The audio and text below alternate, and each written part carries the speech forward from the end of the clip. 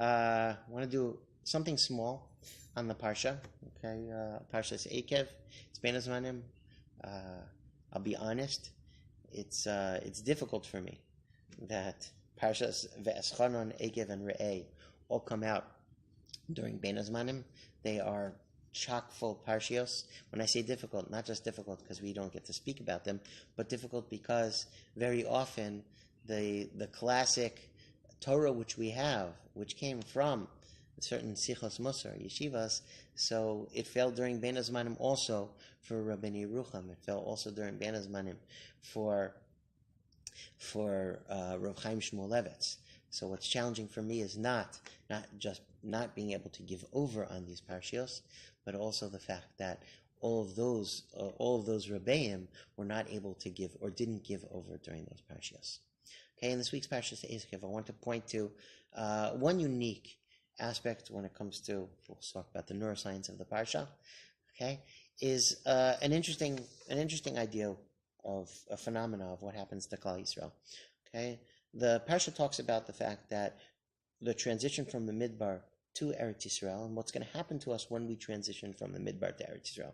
And we have something very curious. Okay, Dafka in the Midbar, where we have the concept of nisayon. Okay, the concept of nisayon not just in terms of a challenge, but nisayon, which the Torah seems to indicate, HaKadosh Baruch Hu seems to indicate that He's actually testing us to see where our koach is going to be, whether it's going to test our commitment. And we use that same language of nisayon regarding Klal Yisrael's action relative to HaKadosh Baruch Hu. Okay, that also we tested HaKadosh Baruch Hu. We were challenging HaKadosh Baruch Hu. Okay, that the Midbar in general, which was a tkufa of nisayon.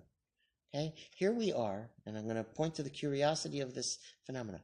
Here we are in the Midbar, and we are testing HaKadosh Baruch Hu, and HaKadosh Baruch Hu is testing us, and we're failing those tests. And we are told as a door, that we're not going to come to Eretz Yisrael. And we're dreaming about coming to Eretz Yisrael.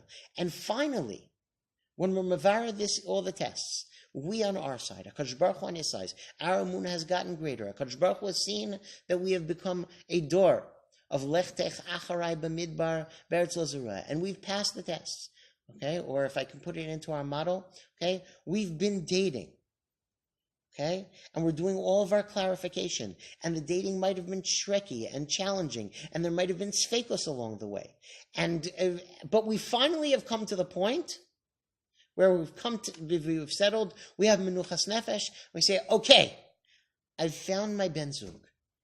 And we're about to enter Eretz Yisrael. And we're going to enter Eretz Yisrael. And HaKadosh Baruch Hu tells us what's going to happen. You're going to enter Eretz Yisrael. And things are going to go great. The chassan is going to be amazing, and it's going to be, and the land is going to be, you're going to come, you're going to settle in the land, and you're going to be successful, and you're going to be profitable. And then what are you going to do? And then HaKadosh Baruch Hu is mitzaveh, the mitzvah of Birchas Hamazon, lest we forget, because the nature is when everything is going well that we forget. If we forget HaKadosh Baruch Hu. Does this make any sense whatsoever? Is it possible that once we get married, once we finally get settled and we know now our relationship we're going to start to forget, or, and this is where it's going to become more normal, we're going to start taking for granted? Okay? It's the same concept which we learn in the Mesil Yesharim. Right? Mesil Yesharim in his Hakdama says, the things which are challenging for us and we're unsure about, we're ambivalent about, we take our mind space and we try to analyze and we try to figure it out, and we're totally involved in it and we're engaged in it.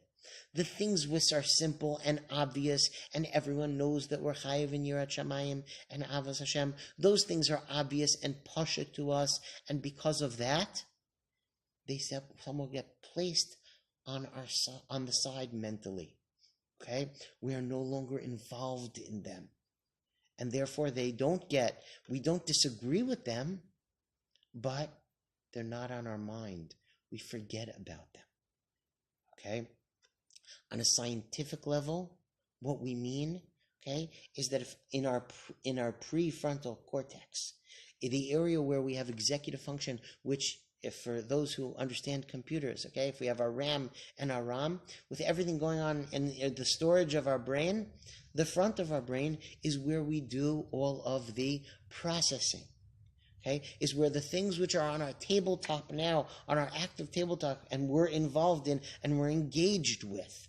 Okay, and as long as it is sitting there and we're engaged with it for any reason, engaged in it because we're not sure about it, because we have to figure it out, because we're being ma'ayin in it, because we're analyzing it, because we're worried about it, because we're concerned about it, so then it's in the front of our mind and we're engaged in it and we're involved in it. And things which we've already dealt with, or are already simple, or which are so straightforward that we don't have to figure out and analyze, they get put on the back burner. And we don't think about them. And then we can forget. And when we forget, then they're not actively involved in our active awareness and the decisions we make on a daily basis. We might be Yirei Shamayim in concept, in the sense that we believe about the presence and the repercussion of the presence of Hashem in our life. But because we are not actively aware of it, so then it doesn't affect our decisions and our thoughts. And this is true not just in terms of our relationship with our Kadosh Baruch Hu, it's with our relationship with our parents, with our relationship with the people who are closest to us, or with our relationship with our spouse. And therefore, yes, when things are going well, and it's obvious to us, and it's clear to us, now it's not at the forefront of our mind, and we don't think about it. The Chazal have a phrase for this, okay? Milta de lo ramya alav inash lav adaite. Okay, something which is not upon a person, which is not a person's responsibility, which is not right now sitting in his executive function, he's not actually playing with it and figuring it out now. Lavadai say it's not in his consciousness. Okay, it's a reason why we don't necessarily trust testimony from something which doesn't affect someone which we don't necessarily know that, or not we don't necessarily trust. We assume that a person's not necessarily going to remember testimony for something which doesn't affect him, and he didn't need to process. Okay? Because it wasn't something which he was actively conscientious about. Okay, so that's something in this week's parasha. We go from the process of when you leave that tkufa of Midbar, which seemed like a difficult time, into a situation of Eretz Yisrael, you are bound to forget. Okay, and the solution for this in the Torah is Birchas Hamazon. After you have Gashmios, stop and give Hakaras Hatov.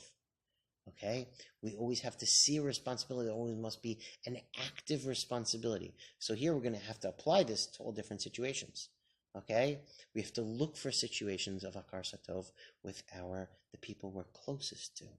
Okay, we have to look and search out. We have to have an avoda, a habit, an avoda of where we actively have to search out Hakaras Hatov and not just wait passively for a scenario of Hakaras Hatov. And that places it. If I say, I have to give Hakaras Hatov 10 times a day, okay, and I will keep a chart where I'll check off 10 times. So now 10 times a day, okay, that forces it to be in my RAM. Okay, it forces it to be in my in my executive function. It forces me to be actively thinking about it over the course of the day. If I think for my close friend or for my spouse, okay, I need to identify 3 things during the day, okay, 3 times during the day where I initiate a call, where I initiate some sort of activity, okay, that puts it at the forefront. And that way, it puts us in our consciousness, and we don't forget the things which are closest to us and most obvious to us. Okay? And that is a neurological lesson from Birchas Hamazon, from the Tzivui of Birchas Hamazon in the Torah. Okay? That Yesod is actually about Birchas Hamazon, is from the Meshech Chochmah, who points out that a bracha is not simply a thank you or a please. A bracha is a perfectly placed, okay, situation of being maskir, of reminding us about HaKadosh Baruch Hu. Okay? When we're full, that's when we can tend to forget. Now remind yourself about HaKadosh Baruch Hu. Okay? Have a wonderful Shabbos. Kol Tov.